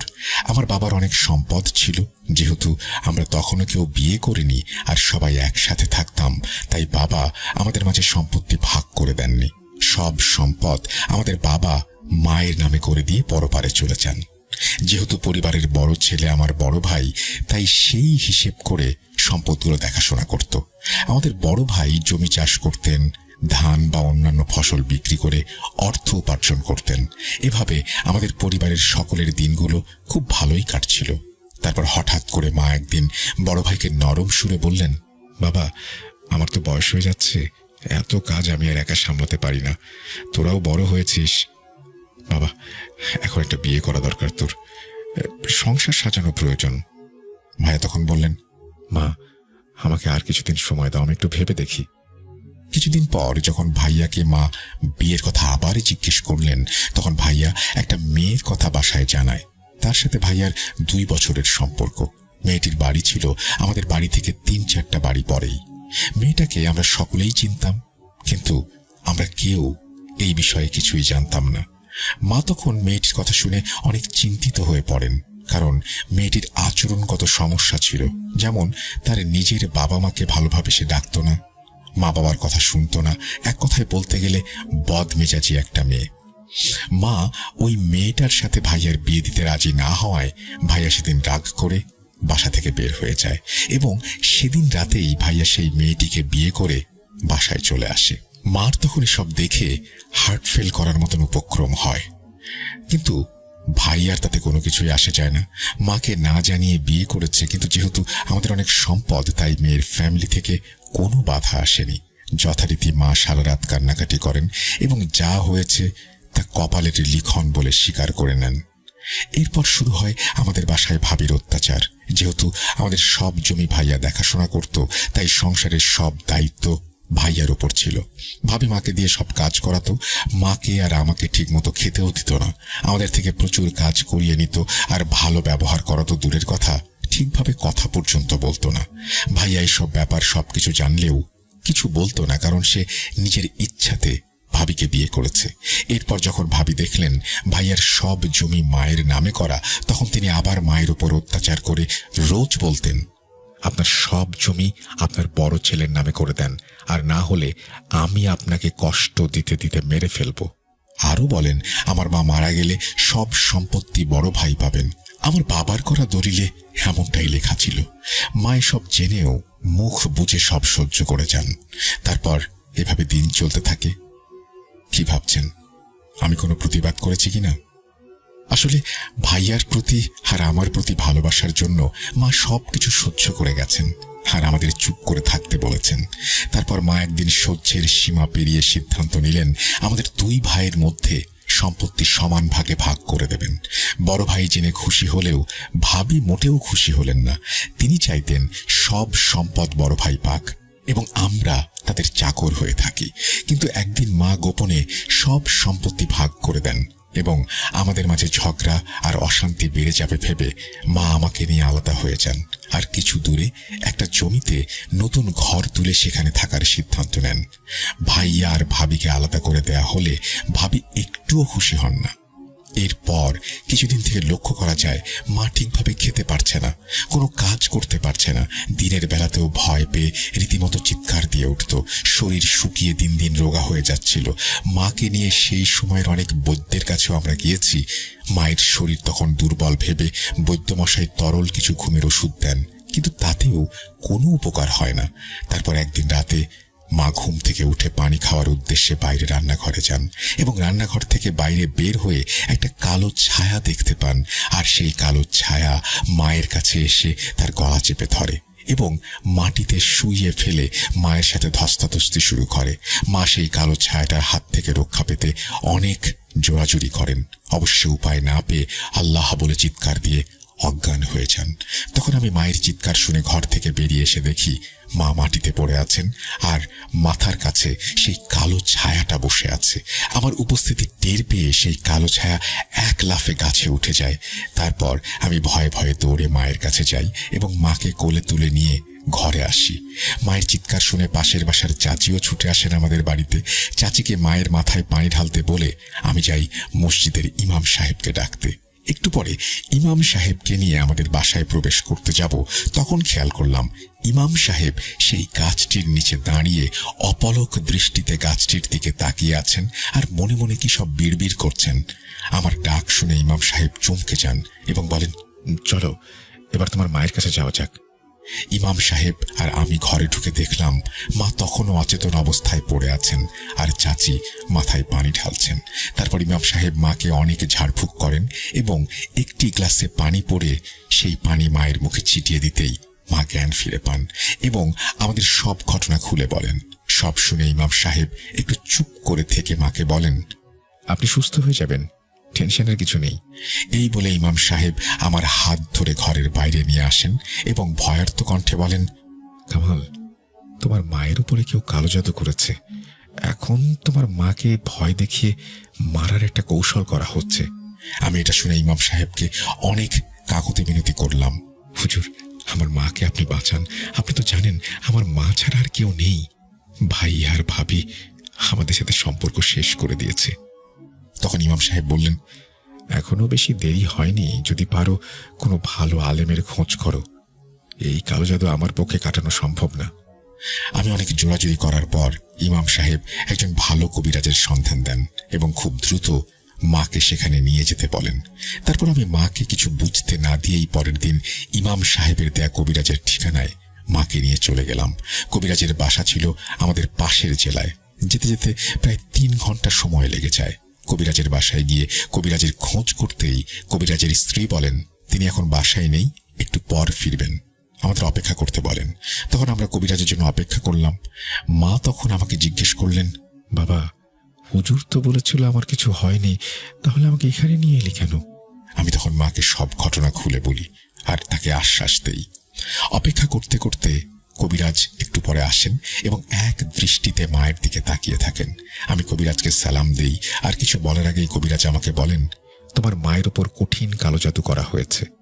আমি তখন মনে মনে ভাবতে শুরু করলাম, আমি তো কবিরাজকে কিছু বলিনি, তাহলে তিনি এত কিছু জানলেন কিভাবে? তারপর কবিরাজ আমার মুখের দিকে তাকিয়ে বললেন, তোমার এসব নিয়ে ভাবতে হবে না, তুমি কি ভাবছো আমি সেটা জানি। কবিরাজের কথা শুনে আমি হক চকিয়ে গেলাম। মা তখন কবিরাজের মুখে কালো জাদুর ঘটনা শুনে রীতিমতো ভয় পেয়ে কান্না শুরু করলেন। কবিরাজ মাকে শান্ত হয়ে বসতে বলে আমাদেরকে নিয়ে পাশের রুমে গিয়ে বসলেন। আমাকে বললেন, আসলে তোমার মায়ের উপর যে কালো জাদু করা হয়েছে এটা কাটানো অনেক কঠিন, তবে তুমি চিন্তা করো না, আমি আমার যথাসাধ্য চেষ্টা করব তোমার মায়ের উপর এই জাদুর প্রভাব যেন কেটে যায়। এই বলে হুজুর একটি বোতলে পানি পরিয়ে দিলেন এবং পানি বাসায় নিয়ে গিয়ে পুরো বাড়িতে ছিটাতে বললেন। তারপর তিনি আমাদের বাসায় ঠিকানা নিলেন আর বললেন, আজকের মতো যান, আপনারা বাসায় ফিরে যান। আমি আগামী সপ্তাহে আসব, প্রয়োজনীয় জিনিসপত্র নিয়ে আপনাদের বাসায় চলে আসব। আমি তখন কবিরাজকে জিজ্ঞেস করি, আমার মাকে এই কালো জাদু কে করেছেন সেটা কি জানতে পারি? তখন হুজুর বললেন, আমি সময় নিয়ে সব দেখে আপনাদের জানাবো, নিশ্চিন্তে বাড়ি যান। তারপর আমরা কবিরাজের কথা মতো বাড়িতে চলে আসি। বাসায় আসার পর হুজুরের কথা অনুযায়ী পুরো বাড়িতে সেই পানি ছিটিয়ে দেই। যথারীতি এইভাবেই 7 দিন কেটে যায়। কোনো সমস্যা হয়নি। তবে মাঝে মাঝে রাতের বেলা লক্ষ্য করতাম টিনের চালে কেউ ঢিল মারছে, সাথে সাথে বাইরে বের হলেও কাউকে দেখতে পেতাম না। এরপর 8 দিনের মাথায় হুজুর আমাদের বাসায় আসেন, কাঁধে একটা ঝুলি নিয়ে। হুজুরকে বসতে দিয়ে হুজুরকে জিজ্ঞেস করলাম আমাদের বাসায় আসতে কোনো কষ্ট হয়েছে কিনা। এভাবে কিছুক্ষণ কথা বলার পর হুজুর বললেন, আমি আজ রাতেই তোমার মায়ের জন্য কাজ শুরু করব। সন্ধ্যার আগে আমার কিছু জিনিস লাগবে, সেগুলো জোগাড় করে নিয়ে এসো। তারপর হুজুর কিছু জিনিসের নাম বললেন, যেমন সিঁদুর, মোমবাতি, শুকনা মরিচ, সরিষার তেল আর কিছু পাটের শুকনা আঁশ। সবকিছু সন্ধ্যার মধ্যেই জোগাড় হয়ে গেল। হুজুর রাতে এশার নামাজ শেষ করে খাবার খেয়ে নিলেন এবং আমাদেরও খেয়ে নিতে বললেন। যথারীতি আমরা খেয়ে নিলাম এবং হুজুরের ডাকে সাড়া দিয়ে একটা আলোহীন ঘরে চলে এলাম। দেখলাম হুজুর সেই সিঁদুর দিয়ে গোল করে একটা বৃত্ত এঁকেছেন এবং তার মধ্যে 5টি মোমবাতি জ্বালিয়ে রেখেছেন। এরপর হুজুর আমার মাকে সামনে বসিয়ে ডান হাতের কনিষ্ঠা অঙ্গুলি চেপে ধরলেন এবং একটু পর মায়ের মধ্য থেকে অস্বাভাবিক কণ্ঠে, ছেলে আর মেয়ে উভয় কণ্ঠে জোরে জোরে কেউ কথা বলতে শুরু করলো। হুজুর বললেন, এই মহিলার ক্ষতি করার জন্য তোকে কে পাঠিয়েছে? তখন সেই জিনটি বলে উঠল, বলবো না, আমি কিচ্ছু বলবো না। এটা বলে সে হাসতে শুরু করলো। বলবি না? দাঁড়া, তোর ব্যবস্থা করছি। এই বলে হুজুর একটা শুকনা মরিচ নিয়ে সরিষার তেলে ভিজিয়ে আগুন ধরিয়ে দিলেন এবং সেটি মায়ের নাকের সামনে ধরলেন। বন্ধ কর, বন্ধ কর, আমি আর থাকতে পারছি না, কষ্ট হচ্ছে। তখন হুজুর আবার জিজ্ঞেস করলেন, কে পাঠিয়েছে তোকে এই মহিলার ক্ষতি করতে? আমাকে এই মহিলার বড় ছেলের বউ পাঠিয়েছে, এই মহিলাকে ভয় দেখাতে, সুযোগ পেলে মেরে ফেলতে। এসব আমি পাশে দাঁড়িয়ে শুনছিলাম আর ভাবির প্রতি অনেক ঘৃণা অনুভব করছিলাম। অভিমানও হচ্ছিল। মনে মনে ভাবছিলাম আমার নিজের ভাবি আমার মাকে মেরে ফেলার জন্য এসব করছে। ছি ছি ছি ছি। এরপর হুজুর সেই জিনকে বললেন, তুই আর এই মহিলার কোনো ক্ষতি করতে পারবি না এবং এই মুহূর্তে তার শরীর ছেড়ে যাবি। তখন জিন মায়ের শরীর ছেড়ে যেতে চায় না, কারণ সে কালো জাদুর মাধ্যমে প্রতিজ্ঞাবদ্ধ। হুজুর তখন সেই জিনকে অনেক ভয় দেখানোর পর সে তখনও যখন যেতে চাচ্ছিল না, তখন হুজুর জিজ্ঞেস করলেন, কি পেলে সে যাবে? তখন মায়ের মধ্যে থাকা সেই জিনটি বলল, তাকে 2টো কালো মহিষ দিতে হবে এবং তাহলেই সেই মহিলার শরীর ছেড়ে চলে যাবে। হুজুর বললেন, 2টা মহিষ নয়, 2টা লাল মোড়ক দেব। জিনটা রাজি না হলে তখন তিনি জিনকে বন্দী করতে চান। তখন জিনটি ছাগল দাবি করে এবং জিনটি ছাগল দাবি করার পর হুজুর সেটা মেনে নেন। জিনটি বলে, একজন সাহসী ছেলের হাতে 2টি ছাগলকে দিয়ে বাড়ির পাশে পুকুরের মধ্যে হাঁটু পানিতে ছেড়ে দিয়ে আসতে হবে। কোনোভাবেই পানিতে নামতে পারবে না সেই ছেলেটি। ছাগল 2টি আমরা নিয়ে যাওয়ার সময় পুকুর পাড়ের একটা কদম গাছের ডাল ভেঙে দিয়ে যাব। আমাদের বাড়িতে 2টো ছাগল আগে থেকেই ছিল লালন পালনের উদ্দেশ্যে। জিনটির বলা কথা অনুযায়ী আমরা সবকিছু করলাম। এরপর হুজুর তার কাজ শেষ করে হাদিয়া নিয়ে চলে গেলেন এবং জিন যা যা বলেছিল সেভাবে জিনটিও বিদায় নিয়েছিল। এরপর মায়ের সাথে আর এমন ঘটনা ঘটেনি। তবে কালো জাদুর প্রভাব কেটে গেলেও যে এই কালো জাদু করেছে, মানে ভাবির কোনো না কোনো ক্ষতি অবশ্যই হবে, এই কথাটি সেই জিন বলে গিয়েছিল। কিছুদিন পর আমরা জানতে পারি ভাবির বড় একটা ক্ষতি হয়ে গেছে। এত বড় ক্ষতি যে তিনি সিদ্ধান্ত নেন বাচ্চা দত্তক নেবেন। তার কথা অনুযায়ী তারা একজন সন্তানকে দত্তক নিয়ে বড় করেন আর কিছুদিন পরে এলাকার সব জমি জমা বিক্রি করে দিয়ে অন্য দেশে চলে যান। এখন আর তাদের কোনো খোঁজ পাওয়া যায় না। তিনি কোন দেশে আছেন তাও আমরা জানি না। এই ছিল ঘটনা। অনেক বড় করে লিখলাম, অনেক কথা বাদ দিয়ে লিখতে হয়েছে। আর হ্যাঁ, দাদুর কাছ থেকে যে ঘটনাটি শুনেছি, তিনি গতকাল উমরাহ পালনের উদ্দেশ্যে সৌদি আরবে রওনা হয়েছেন। সকলে দাদুর জন্য দোয়া করবেন। আর ভালো লাগলে শ্রোতা বন্ধুদের নিকট এই ঘটনাটি শেয়ার করার অনুরোধ রইল। আমার কাছে আরও ঘটনা রয়েছে, ভূত.com-এ শ্রোতারা উৎসাহ বোধ করলে পাঠাবো ইনশাল্লাহ। এই বলে নাহিদ হাসান তার ঘটনা শেষ করেছেন। চমৎকার একটা ঘটনা লিখেছেন নাহিদ হাসান, আপনাকে অসংখ্য ধন্যবাদ। আশা করছি ভবিষ্যতেও আপনার ঘটনা আমরা পাবো। আমরা চলে যাব আমাদের পরবর্তী ঘটনায়। আশা করছি আপনারা সবাই ভালো আছেন এবং ভালোর দোয়া দলে আছেন। আমিও ভালো আছি আর ভালোর দলে আছি। যেভাবে লেখা আছে আমি সেভাবেই পড়ে শোনাচ্ছি। আসসালামু আলাইকুম প্রিয় রাসেল ভাইয়া, আমি উম্মে সালমা স্বর্ণা বরিশাল থেকে ঘটনা লিখে পাঠাচ্ছি, কারণ স্টুডিওতে গিয়ে শেয়ার করা আমার পক্ষে সম্ভব না। যোগ্য মনে হলে সবাইকে পড়ে শোনাবেন। ঘটনাটি ভয়ঙ্কর কিনা জানি না, তবে অদ্ভুত। এটা আমার প্রথম পাঠানো ঘটনা, তবে আমি আমার মেজ বোন 2012 সাল থেকে ভূত এফএমের ভক্ত ছিলাম, এখনো আছি। প্রথম ঘটনা লিখছি, জানি না কতটা গুছিয়ে লিখতে পারবো। আমার স্টোরিটি সিলেক্টেড হলে কাইন্ডলি আমাকে জানাবেন। যাক, কথা না বাড়িয়ে ঘটনায় চলে যাই। ঘটনাটি 2014 সালের, বরিশাল মঠবাড়িয়া উপজেলার বান্দবপাড়া ইউনিয়নের। ঘটনাটি ঘটে আমার ফুফাতো বোন আদিবার সাথে। এটি ছদ্মনাম, আমি আদিবার মতো করেই বলছি। আমি তখন সদ্য ম্যাট্রিক পাশ করে প্যারামেডিক্যালে ভর্তি হয়েছি। লেখাপড়ার প্রতি অন্যরকম ঝোঁক ছিল আমার। একদিন আমার এক বান্ধবীর জন্মদিনে মায়ের একটি শাড়ি পরে গেলাম। সেখানে আমার সেই বান্ধবীর চাচাতো ভাই আমাকে প্রপোজ করলো। আগেও কলেজ টাইমে মাঝে মাঝে ছেলেটি আমার আশেপাশে ঘুরঘুর করত। বান্ধবীর ভাই হওয়াতে তেমন কিছু ভাবিনি, তবে সেদিন জন্মদিনে তাকে আমি সরাসরি বলে দেই আমি সব ভালোবাসা বা এই সমস্ত সম্পর্কের মধ্যে নেই, আমি লেখাপড়া করতে চাই। এরপর বেশ কিছুদিন বেশ কয়েকভাবে ছেলেটি আমাকে বোঝানোর চেষ্টা করে যে আমাকে অনেক ভালোবাসে এবং আমার পড়ালেখার কোনো ক্ষতি হবে না। এরপর আমিও রাজি হয়ে যাই। খুব ভালো যাচ্ছিল আমাদের দুজনের দিন। মাঝে মাঝে দেখা হতো আমাদের। মূলত ওর গ্রাম ছিল আমাদের পাশের গ্রামে। সবসময় দেখা না হলেও ফোনে কথা হতো। হঠাৎ একদিন ওর ফোন আসা বন্ধ হয়ে গেল। আমিও কল দিয়ে পাচ্ছি না। আমাদের এই সম্পর্কের কথা কেউ জানতো না, শুধু আমার বড় বোন ছাড়া। তাই আমি আমার বান্ধবীর কাছেও কিছু জিজ্ঞেস করিনি। ও যদি আবার সব বুঝে ফেলে।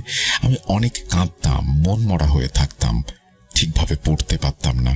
তাই আমার বড় বোন আমাকে বাড়ি নিয়ে গেল, যেন ঘুরে এসে আবার পড়ালেখায় মন বসে। আপুর বাড়ি হলো পাশের আরেক গ্রামে। এক রাতে আমি ঘুমাচ্ছিলাম আপুর বাসায়। হঠাৎ শুনতে পেলাম সজল, এটি ছদ্মনাম, আমাকে ডাকছে। রাত তখন কয়টা ঠিক আন্দাজ করতে পারিনি। এতদিন পরে ওর কণ্ঠ শুনে আমি মুহূর্তের মধ্যে দরজা খুলে বের হলাম। দেখলাম সজল দাঁড়িয়ে আছে। আমাকে বলল, চলো আদিবা, আজ অনেক কথা বলবো, অনেক গল্প করবো তোমার সাথে। আমি আর সজল হাঁটছি পাশাপাশি। মনে হচ্ছিল বহু পথ, মাইলের পর মাইল পাড়ি দিচ্ছি পাশাপাশি দুজনে। এরপর একটি স্থানে গিয়ে দুজন বসলাম। সজল আমার হাত স্পর্শ করল, আর কেমন ঠান্ডা অনুভব হলো আমার। এর মধ্যেই শুনতে পেলাম আজানের ধ্বনি, আর সজল কেমন হাওয়ায় মিলিয়ে গেল। আমি যা দেখলাম তার নিজের চোখে দেখছিলাম, কিন্তু বিশ্বাস করতে পারছিলাম না। দেখলাম আমি একটি কবরস্থানে, একটি নতুন কবরের উপরে বসে আছি, আর আমার চারিদিকে বেশ নির্জন আর হালকা অন্ধকার। এরপর আর কিছু মনে নেই আমার। চোখ খুলে দেখি ভোরের আলো ফুটেছে, আর আমি আমার বোনের বাসার রুমে শোয়া অবস্থায়। ভাবলাম স্বপ্ন দেখেছি, কিন্তু পায়ের পাতায় প্রচুর ব্যথা অনুভব করছিলাম। উঠে বসে দেখি আমার পায়ের তলায় অনেক কাদা মাটি লেগে আছে। আমার চুলগুলো এলোমেলো, আর আমার জামার পেছনে ছোপ ছোপ মাটি। স্বপ্ন হলে এই কাদা মাটি কি করে এলো আমার পায়ে, আমার জামায়? এক চিৎকার দিলাম। চিৎকার শুনে আপু রুমে এসে আমাকে দেখে অবাক হয়ে বলল, এ কি অবস্থা তোর, এমন দেখাচ্ছে কেন? আপুকে সব বললাম। সব শুনে আপু চুপ করে রইল। তারপর বলল, ফ্রেশ হয়ে নে, এখনই বাবার বাড়ি যাব আমরা। আপু আর আমি আমাদের বাড়ি চলে আসলাম। বিকেলে এক হুজুর আসলেন, আর পুনরায় আমাকে আমার স্বপ্নের কথা জিজ্ঞেস করতেই আমি অবাক হয়ে আমার আপুর দিকে তাকালাম। আপু আমাকে অভয় দিল। হুজুর সব শুনে যা আমাকে বলল তা শোনার জন্য আমি মোটেও তৈরি ছিলাম না। সে বলল, মা, আমরা সবাই একদিন আল্লাহর ডাকে তার কাছে ফিরে যাব, তবে সেটা আল্লাহ রাব্বুল আলামিনের ইচ্ছায়, কোনো বদ দুষ্টু জিনের পরিকল্পনায় নয়। আল্লাহর অশেষ রহমত যে আজানের মাধ্যমে তোমার জীবন রক্ষা হয়েছে। এরপর তিনি আমাকে পানি পড়া দিলেন। আমার মা বোনকে বললেন আমি যেন একা না ঘুমাই, আর রাতে একা বাইরে না যাই। আজ রাতেই যেন আমার বাবা হুজুরের কাছ থেকে একটি তাবিজ এনে আমার হাতে বেঁধে দেন। এই বলে হুজুর চলে গেলেন। আমি কিছুই বুঝতে পারছিলাম না। আপুকে প্রশ্ন করলাম, কি সব বলল হুজুর, আর দুষ্টু জিন কেন সজল হয়ে আসবে? উত্তরে আপু যা বলল তা আমার মনে পড়লে এখনো গা শিউরে ওঠে। আদিবা, মায়ের মুখে তোর এই বিষণ্ণতার কথা শুনে তোকে আমার বাড়ি নিয়ে আসলাম, মাকে কিছু বুঝতে না দিয়েই। 2-1 দিন পরে তোর বান্ধবীকে ফোন দিয়ে বিভিন্ন প্রসঙ্গ টেনে সজলের কথা জিজ্ঞেস করলাম। যা শুনলাম তা তোকে বলার সাহস হয়নি আমার। যেদিন থেকে সজলের কল আসা বন্ধ হয়েছে তোর কাছে, সেদিন সকালে সজলের সাথে ওর মায়ের অনেক ঝগড়া হয়। বিষয় ছিল সজলের বাবার দ্বিতীয় বিয়ে নিয়ে। কথা কাটাকাটির এক পর্যায়ে সজলের মা রান্না করতে চলে যায়। অনেকক্ষণ সজলের কোনো শব্দ বা সাড়া শুনতে না পেয়ে সে সজলের ঘরের দিকে যায়। ঘরের জানালা দিয়ে দেখতে পায় সজল গলায় ফাঁস নিয়ে ঝুলে আছে। এক চিৎকারে আশেপাশের মানুষ জড়ো হয়।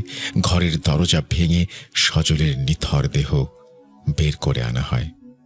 আপুর কথা শুনে আমি চুপ হয়েছিলাম। আমার মুখ দিয়ে কোনো শব্দ বের হয়নি। সেদিন রাতেই আমার হাতে বাবা তাবিজ বেঁধে দেন।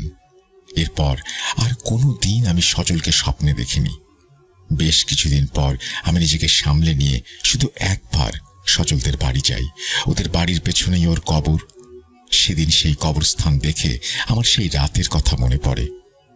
বিশ্বাস করো, আমাকে সেদিন সেই অচেনা রূপে অবয়বটি এখানে এই কবরস্থানে নিয়ে এসেছিল, সজলের নতুন কবরে। এই কথা বলে আদিবা তার অদ্ভুত ঘটনা শেষ করেছিল। সেদিন রাতে আদিবা যার সাথে গ্রামের পর গ্রাম হেঁটেছিল, এমন একজন যার অস্তিত্ব আমাদের এই পৃথিবীতে তখনও ছিল না। কিছু ব্যাপার রহস্যের মায়াজালে জড়িয়ে থাকে, যার রহস্য জাল আমরা ভেদ করতে পারি না। ভালো থাকবেন সবাই, দোয়া করবেন ভূত.com দীর্ঘজীবী হোক।